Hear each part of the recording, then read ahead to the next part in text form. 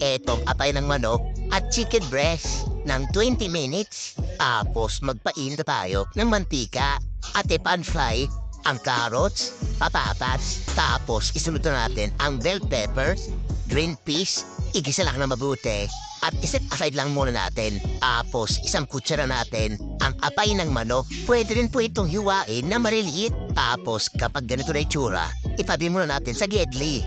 At mag-isa na tayo ng pangontra sa aswang, sibuyas, ilagay na natin yung chicken breast natin kanina. Titimplahan lang natin to ng paminta, dinis laurel, toyo ng jowa mo, at isasangkutsa natin to ng mabuti para manuot ang sarap hanggang loob.